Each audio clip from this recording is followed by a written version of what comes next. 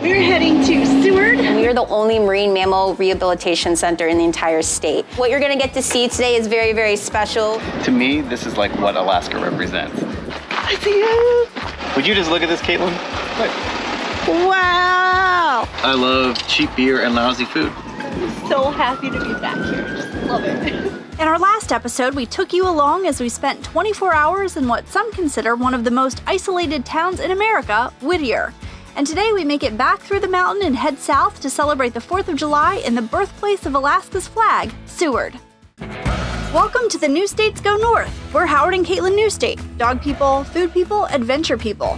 We've been traveling through North America and beyond in our Winnebago Navion since 2018. This summer, we're sharing an incredible adventure with you as we return to the 49th state, Alaska. Our passion is sharing the wonderful and sometimes challenging parts of our life on the road with you, taking you off the beaten path, meeting interesting people, and trying new things. Each week, we bring you along with us to explore unique things about every new state we visit. We're heading to Seward, which is one of our favorite spots here in Alaska.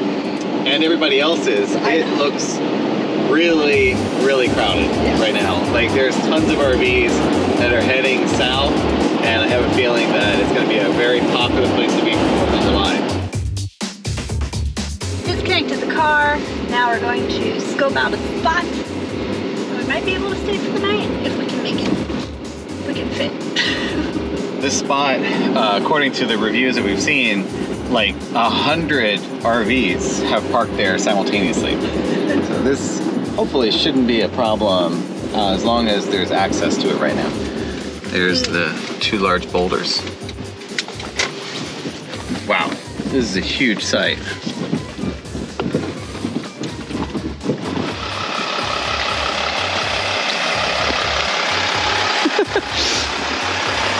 You actually had plenty of room. Plenty of room. No problem. All right, the next hurdle is getting out. You have to bottom out in order to actually get over this. We will probably scrape. just go real slow. Let's go slow. Good luck.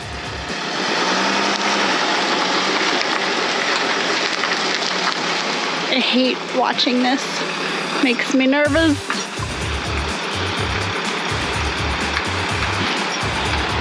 Oh. Oh.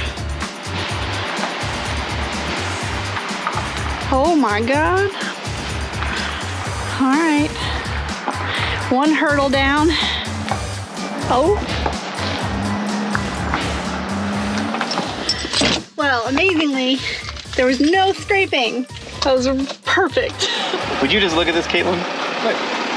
Wow. It's beautiful. Not bad. And it's free. I'm glad we fit.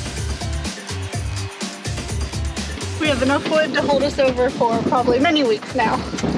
I think we're gonna be all right. So where we're boondocking, like right at the entrance, there's a guy with a huge pile of firewood. Okay. Here's $10. How much will that get us? Right, how much for how much? And he just kept giving us more and more logs. Be hauling this car full of wood around. All right, now off to find food. How excited are you? I'm really excited because I love food. I love cheap beer and lousy food. Let's go see what it's all about. Let's find out.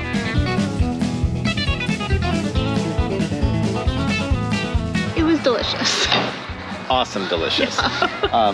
This is actually their anniversary. Happy 19th anniversary to the salmon bake. Nobody seemed to really care. They weren't even celebrating. They didn't light anything on fire. No birthday cakes, no fireworks, nothing. Yeah, but the food's really good, so we highly recommend it. The salmon was cooked to perfection. Yeah. As, you know, the name. It's broiled and then glazed. It was phenomenal. 2 thumbs up. Bye. So the Alaska state flag was designed by Benny Benson, right there, at the age of 13. What'd you do at 13? Actually, you did a lot. Don't answer that. This Port City, located about 2.5 hours south of Anchorage on the Kenai Peninsula, is the gateway to one of Alaska's many national parks, which we'll get to in a minute, but Seward is one of the state's top spots for both sport and commercial fishing. All 5 varieties of Pacific salmon can be found in the waters here, plus halibut, rockfish, and lingcod. So we're here at like the main fish cleaning station in Seward, and so if you take like a fishing charter out, go out and catch a bunch of fish, they'll come back up here and then they'll actually fillet it for you, clean it and everything right here, and you can come and watch them work their magic on these massive fish. They're huge. According to the Chamber of Commerce, 2,800 people call Seward home year-round, and in a normal year, the population nearly doubles during the summer months as seasonal workers move to town to support both the fishing and tourism industries. This whole group of people right here was on one of those fishing charters, and there are 2 little kids who caught some of those fish. And then someone right here who's recording, she caught the biggest halibut that's hanging up there. Kids, kneel down, we got rain gear on. We're fine to get slimy. Oh, yeah. And us humans aren't the only ones who love the fish here. We're at the Alaska SeaLife Center in Seward, and we're going to check out sea life. We are the only marine mammal rehabilitation center in the entire state. We have just as much coastline as there is in all the continental United States as a country, so there's a lot going on here and there's a lot of area that we need to cover. Main point with the program is to get in animals, to rehabilitate them and put them back out into the wild. There are some exceptions though, and one is going to be our Arctic seals, which include Taku and Spencer that you're going to get to meet today. NOAA has deemed them to be non-releasable. They do live up in the Arctic, and so where they stranded was down in Dutch Harbor, which is way south of their habitat zone. We don't know why they were there, whether they were chasing food, whether they were confused, we have no idea. This is our food prep area, and all we do is make diets. It's actually pretty fun. We put on some music and we make all of diets for the day. We have all of our seals over here and our sea lions over here. So this is capelin.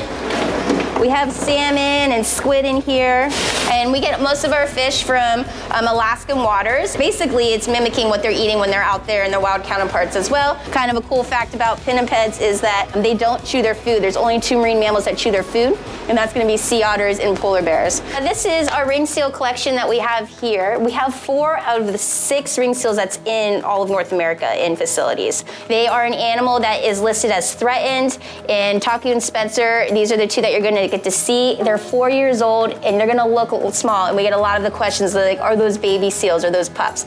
And they're not. They're just the smallest pinniped in the entire world, which makes them so cool and special. So if you get to come here and you get to see a ring seal, That's special. that's special. There's not many other people who ever get to do it. Here are our trainers. Hi. So this is Cassidy and Tessa, our marine mammal trainers, and we are going out onto our seal habitat. Ice-dependent seal, and it makes them very cryptic. They're in an environment that's hard to get to observe. So even if you try and go do field work with them and you see one, and it disappears, it goes away, it goes for a swim, you'll probably never see it again. So you can't get re-sights to understand their behavior of their life. They're very elusive. They're very elusive, they're very elusive. They're really amazing in the fact that they have this really cool adaptation that no other seals have.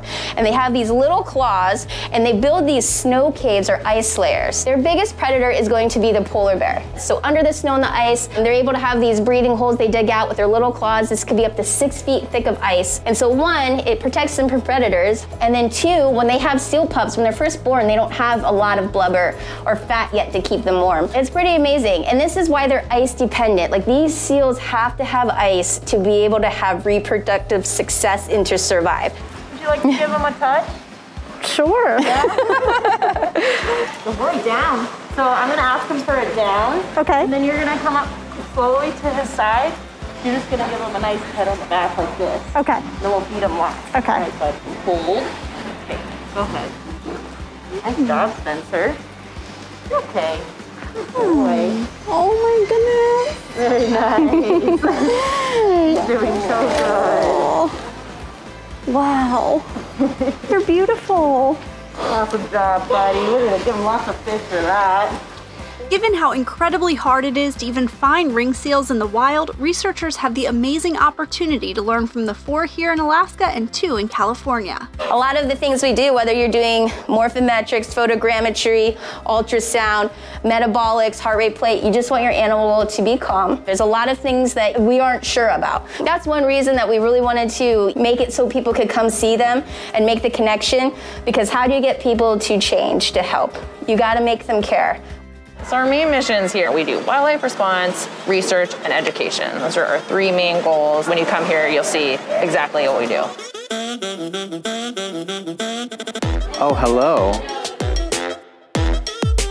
This is amazing. We also like to offer more up-close experiences. We have a puffin encounter, octopus encounter, ice seal adventure tour, and our new stellar sea lion exclusive. Kind of like just get really up close and personal so they can have a really memorable experience with some awesome species that you really only find in this part of the world. He's so big, 1,700 pounds. That's amazing. I'm saying amazing. I can't even stop myself. I feel like you're so excited. Oh, my nose is very warm. Kiss me. Oh. That was hot. Okay, first up, spot prawn. Here we go. Ooh, water's cold. And, oh. Come on, buddy. Oh. Oh my God. Oh man, it's so cold. They're kind of like prickly. I mean, like, I got little prickly feet.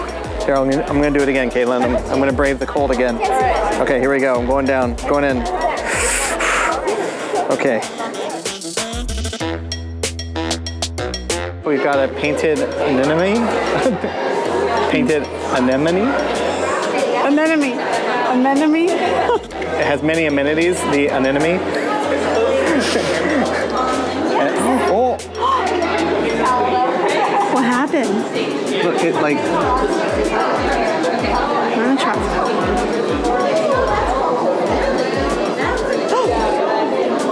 It like totally like shrunk down though right there.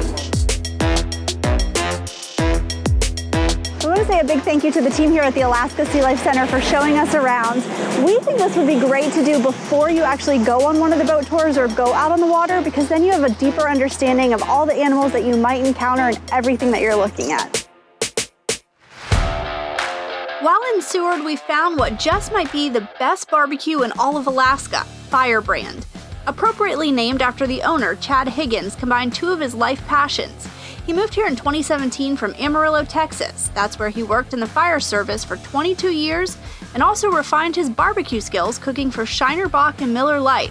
And let's just say Alaska is very, very lucky to have him. This is amazing. What'd you get? I got pork belly and pork ribs. You got loaded baked potato with pulled pork, sour cream cheese. Oh my God. This might be the best barbecue I've ever had in my life. Pork belly, so good. The ribs were excellent. Pulled pork, all of it is done so well. I mean, the guy's from Texas, so he's doing it right. We're having a little campfire before we go and check out all the 4th of July festivities. We found Drifter Journey last night. Yep. Well, we found them and then they found our campsite. What do you guys see? We see Bald eagles. And then we try to figure out what the other bird was that we saw. We think it might be a golden eagle. So what's the difference? What is a golden eagle versus a bald eagle? Bald eagle. Bald eagles are bald. Golden eagle. Yeah. Yeah. Whiteheads. I don't know about a golden. I've only seen one golden eagle in my life, and I kid you not, it was sitting on the ground. It was like this tall. They're massive. They normally have like a whitish brown color to them, and that's why I think they're called the golden eagle. Okay. Yeah, they just look a little bit different. And yeah, they're huge. We're all as bird experts over here. Yeah, right? Well, I've definitely looked at a couple birds. Birding 101. I recommend Wikipediaing it. Kind of circle in the same area together, like they're hunting together. We're no longer birding anymore. What are we doing now, Greg? Sheeping. Sheeping now. Sheepily. I'm just gonna use my 100 super zoom on this and just take a picture of them. There you go. So the sheep are these teeny, teeny, tiny dots like up here. We turn around there right there.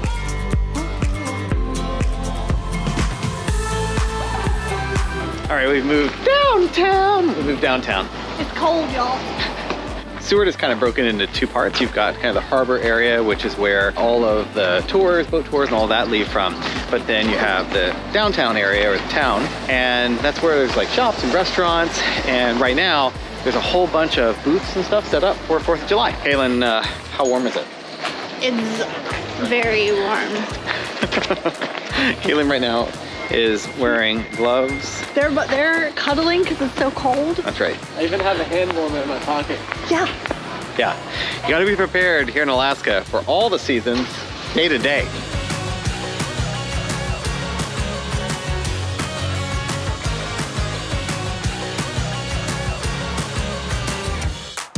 All right, guys, it is 11:15 at night. We're trying really hard to stay awake, stay energized, because the fireworks aren't until midnight here because it never gets dark. So this is, I think, about as good as it's gonna get. So what do you think? You think you can make it till midnight? Oh, I think I can make it. We just, we've got our beach blanket, and the key is trying to keep Frankie awake. Yeah, I'm falling asleep in the background over here. Me too, Frankie, me too. I'm ready for bed. It's cold. Yeah. Sleepy. I feel like it's kind of hard though to get sleepy in Alaska because of how bright it still is at 11:19 at night. Yeah. It's wild. It's definitely a struggle, that's for sure. Seward is one of the friendliest RV towns in all of Alaska. When you walk along the water, there's just RVs as far as the eye can see, because the city of Seward has transformed Riverfront Park into one giant campground. The Good Friday earthquake of 1964, which we'll talk much more about in upcoming episodes, destroyed the buildings, docks, and railroad that used to line Seward's waterfront. The beachfront was later condemned for both residential and commercial buildings, paving the way for seaside parks and campgrounds.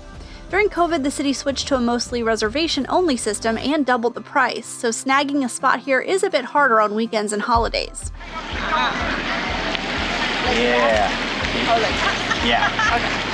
Yeah, Okay. 3 butts will definitely fit on that. Oh, yeah. All right, time for fireworks. I'm here too, guys. I'm here too. I feel bad. I feel like I'm almost like coming in on their party. Third wheel. We love you, Frankie. Thank you, guys.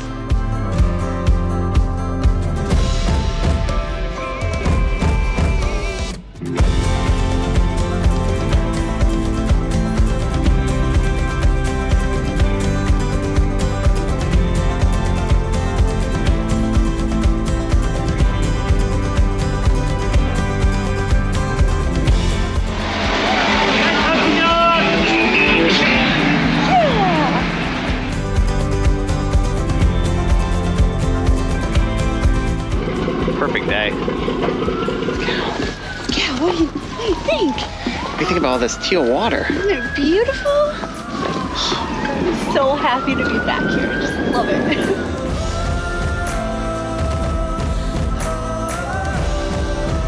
To me, this is like what Alaska represents. Like great seafood, beautiful vistas and scenery. I mean, look, you got the mountains, teal water, and all the boats in the harbor.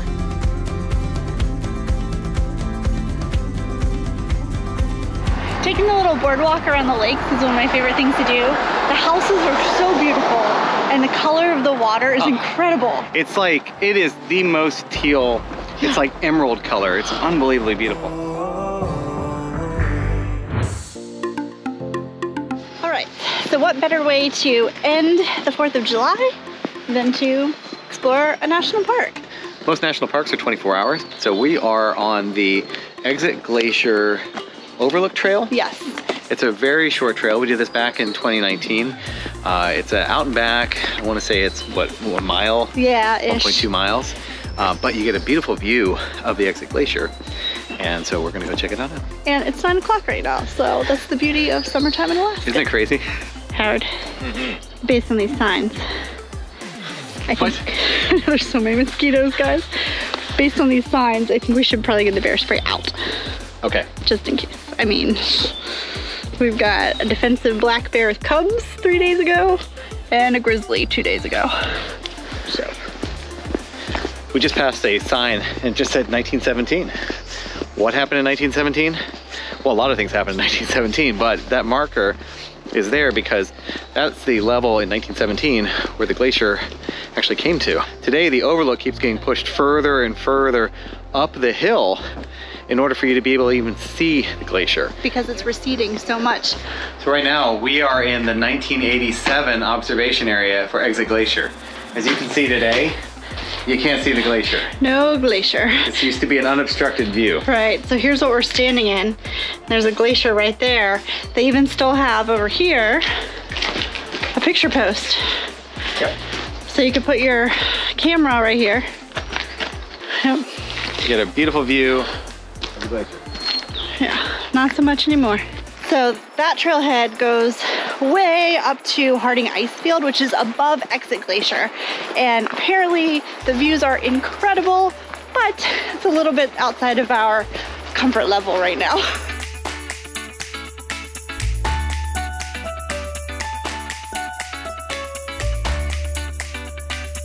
How you doing? Okay. See that wash over there? If you follow that downriver, that's where we're camping right now. Pretty cool. Hi, Frankie and Alex and Greg and Jess. It's beautiful. Kenai Fjords National Park is a really unique park in the sense that most of it has to be enjoyed by the water. So you have to book like a wildlife cruise and get out on the water to be able to see most of it. So this is one of the only land activities that you can do inside of the national park. Beautiful. You could just feel the temperature change. It dropped at least like 5, maybe 10 degrees. Which is kind of nice because we worked up a sweat coming up that hill. It's a picture of the trail at 9 p.m. It's now 9:20 p.m. So just to give you an idea, we were kind of booking it too. I see you. Alright, let's keep going. Wow. Wow. 2005, the glacier came all the way to here, and if you go this way, it's all the way back there now. It's kind of sad because pretty soon I feel like you're not going to be able to even see it from this hike. As you can see behind me, there are epic views, and it only took us 25 minutes to get up here to this part of the hike, so it's a relatively easy hike to come see an awesome vista this way, and a glacier right there. And now our reward for doing a hike at 9:30 at night, yeah! Well, it's technically custard, Tillamook. It's gonna be real good. And Frankie and Alex and Greg and Jess have the fire ready for us. At least they said they were going to. They promised. Ice cream by the fire. On our next episode, Happy birthday, Caleb! the fun continues as we celebrate my birthday in the halibut capital of the world, Homer, complete with a little sightseeing and R&R. Don't forget to subscribe and click the bell so you don't miss any of our upcoming episodes of the Newstates Go North.